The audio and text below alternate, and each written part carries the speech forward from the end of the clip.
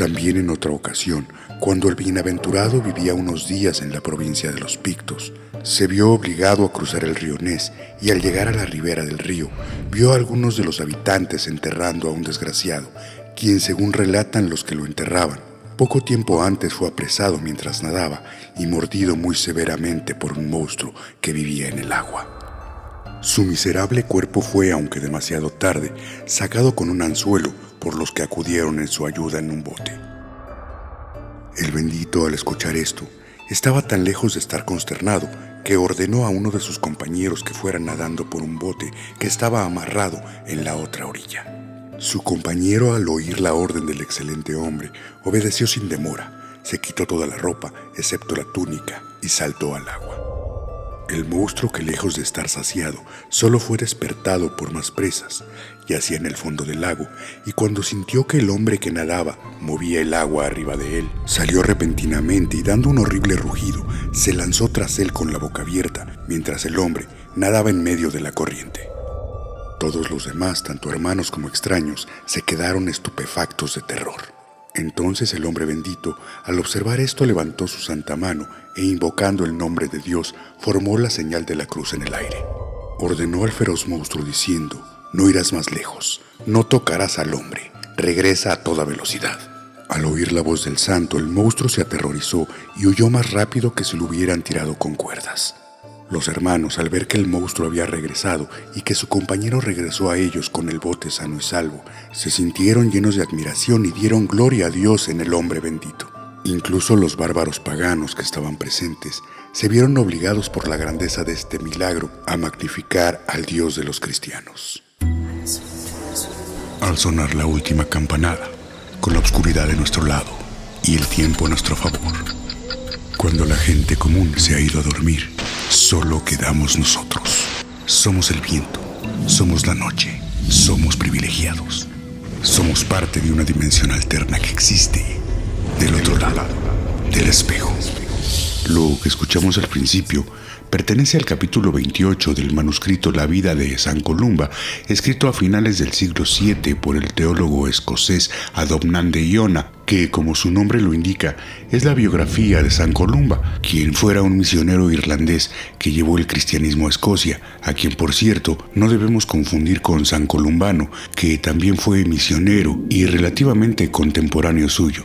En este capítulo de su biografía, tal como lo escuchamos, se describe el encuentro que San Columba tiene con un monstruo que habita en un lago y es considerado por muchos como la primera mención escrita de una criatura legendaria que, junto con Pie Grande y el Yeti, es quizá uno de los misterios más difundidos de la criptozoología.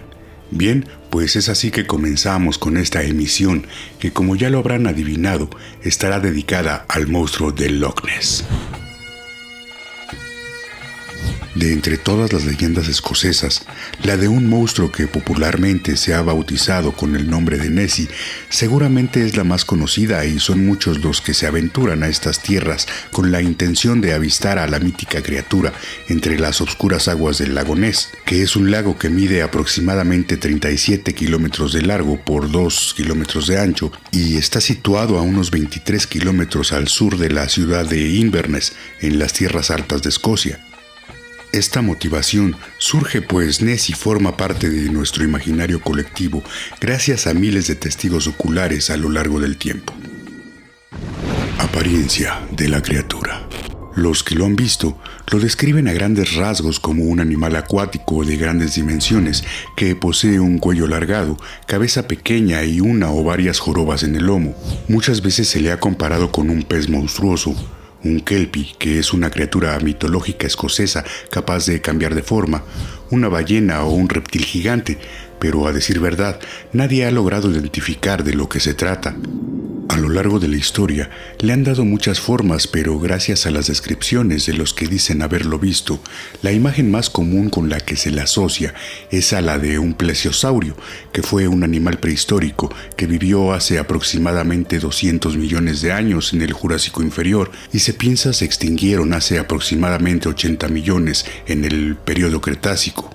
Es a partir de esta concepción que surgió la teoría de que este animal de alguna manera sobrevivió la extinción y sigue habitando en las profundidades del lago.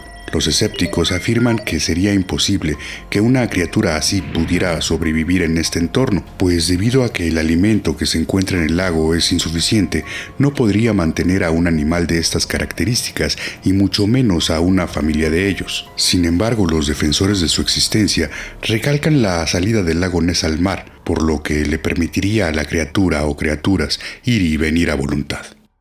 Cronología de los avistamientos. Unos cuantos siglos después del testimonio que hizo Adopnán de Iona en la biografía de San Columba, concretamente en 1868, se produjeron varios avistamientos por vecinos de los pueblos de la zona, quienes informaron a un diario local llamado Inverness Courier que habían visto en las aguas del lago a una extraña criatura parecida a un pez gigantesco, pero todo quedó ahí sin repercusiones mayores. No fue sino hasta la década de los años 30 que la leyenda tomó fuerza debido a que se produjeron una serie de nuevos y extraños sucesos que por su frecuencia pusieron el foco de atención nuevamente sobre el lago Ness. En 1930, el diario Northern Chronicle publicó una noticia titulada Una extraña experiencia en el lago Ness, en la que se narraba cómo dos hombres que pescaban en el lago habían visto algo en las aguas que produjo un gran remolino cerca de la Torre Point. En 1932, el testimonio de un individuo de apellido MacDonald afirmaba haber visto un cocodrilo fuera de lo común en el Loch Ness. En 1933 se obtiene la primera fotografía captada por un hombre llamado Hugh Gray, y aunque era extremadamente borrosa, la gente comenzó a darle más importancia a los sucesos. En ese mismo año, el Inverness Courier nuevamente publica un artículo donde se cuenta el testimonio de una pareja que vio una extraña criatura mientras viajaban en su auto por una carretera cercana al Loch Ness. En esta publicación fue la primera vez que se utilizó el término monstruo refiriéndose a la criatura.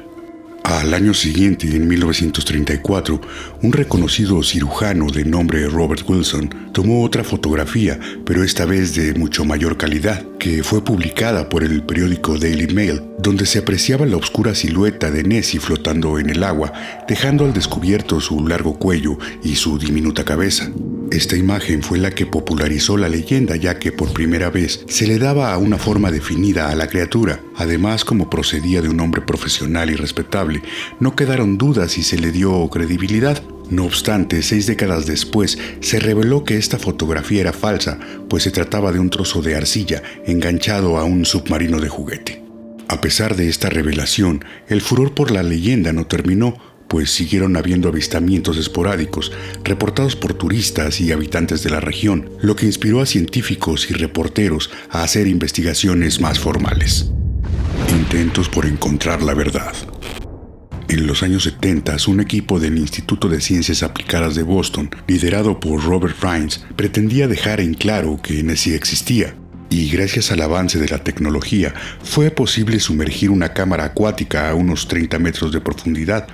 En esta ocasión se lograron obtener una serie de fotografías que volvieron a causar conmoción.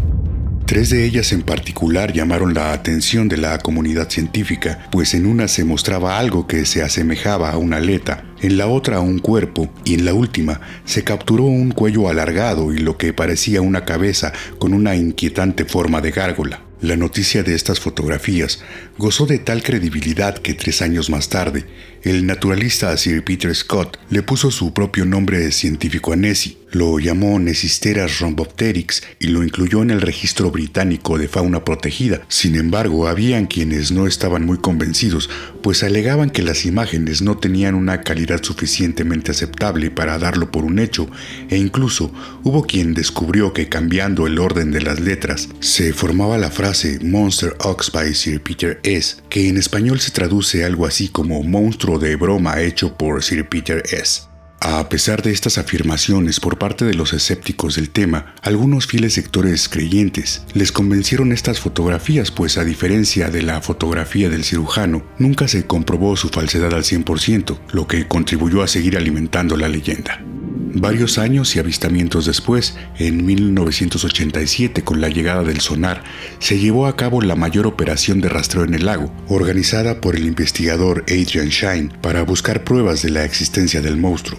A esta búsqueda se le llamó la Operación Deep Scan y desplegó una flota de 20 embarcaciones, cada una equipada con un sonar, y durante 3 días peinaron el lago en busca de alguna evidencia, pero finalmente, de nuevo los resultados no fueron satisfactorios, pues el sonar no detectó nada parecido a un monstruo debajo de las oscuras aguas.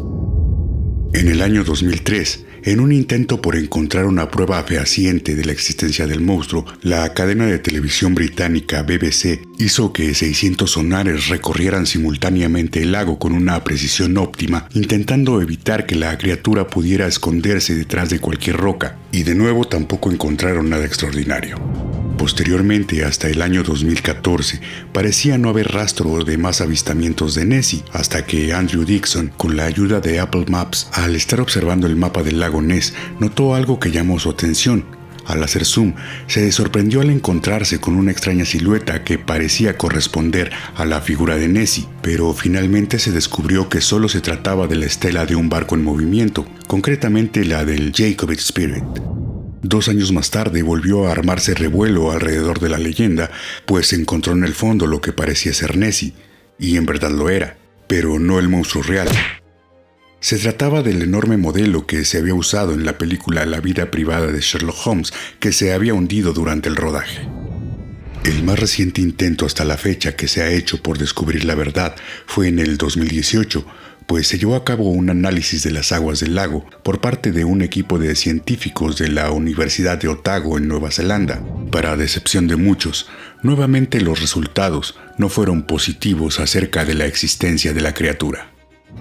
Como podemos ver, si bien es cierto que todo apunta a que el mito del monstruo del Loch Ness se trata únicamente de una leyenda urbana, no deja de ser desconcertante el por qué tantas personas han tenido estos avistamientos y, más aún, por qué la mayoría de los testimonios son tan parecidos entre sí. ¿Será que hace años existió realmente una criatura que habitó en estas aguas y que en la actualidad ha desaparecido? ¿O simplemente se trata de la imaginación humana tratando de darle color a una realidad menos excitante?